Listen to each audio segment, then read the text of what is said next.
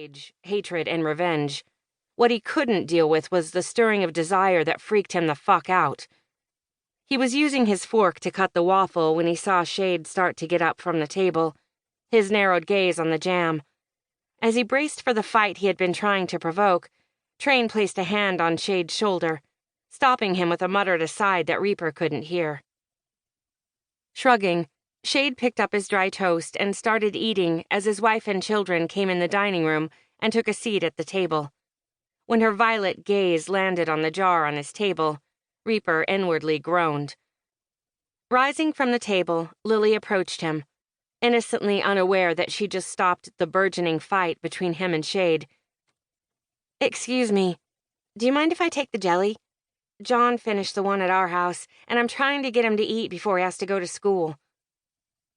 "Go ahead."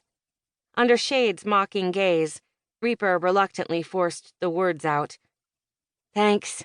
I need to tell Jenny to make a few extra jars next time. She brought 4, and this is the last one."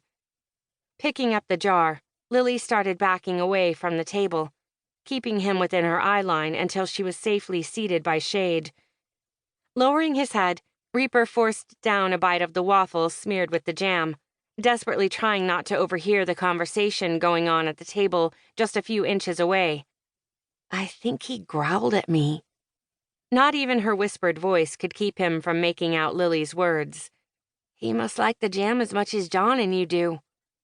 "Apparently." Shade's sardonic reply had Reaper grabbing his plate to leave, only to find his ass glued to the chair when Ginny entered the room. A rush of relief hit him when he saw Lily wave at her. It was short-lived, however. Other than a small wave in Lily's direction, Jenny kept walking toward his table. "I just wanted to tell you goodbye before I left." He drew a blank at what to say to the woman. He needed to shut down the attraction surrounding them whenever they were near each other. Unable to force his vocal cords to work, he became aware of the others in the room listening. The brothers were easy to decipher, waiting for him to tell Jenny that he didn't give a fuck, tautly preparing themselves to intervene. The women members expected him to give her a cold shoulder, sympathy pouring out of them in waves. Reaper wanted to do both. The only thing stopping him was Ginny's undaunted strength. She was unlike any other woman he had ever met. There was no fear of him in her expression. It was the exact opposite. Ginny familiarly greeted him as if he were a long-lost lover and she had just been reunited with him. It was crazy as fuck. What was even more alarming was a part of him felt the same. Alarms sounded shrilly in his head at her behavior and at his own. When she had touched his cheek, it were as if Jenny had touched him 1,000,000 times before, yet he knew she hadn't. The most confusing part was that it felt so fucking right. Unable to talk with the alarm blaring in his head, Reaper sat there like an infatuated dumb fuck. "Lucky and Willa have been kind enough to put me up at the church. If you decide to come to town, we could grab a coffee at the diner. I leave in the morning." With her hand at her side, she tugged down the bottom of her top. The telltale sign of her being nervous struck him like lightning, making him forget about the set-down he was about to give. That was, if he could ever get his fucking tongue to work again. "Well," she trailed off when he remained silent, "I hope to see you again."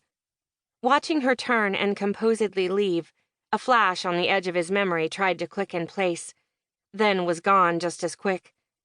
Confused, Reaper was still staring at the empty doorway when he became aware of the voices around him. "Did Jenny just make a move on Reaper?" Lily asked Shade. "Yes." Shade didn't try to hide his amused expression.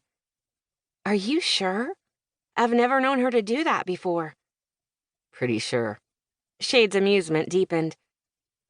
"That's not the best part," he told Lily. "What's the best part?"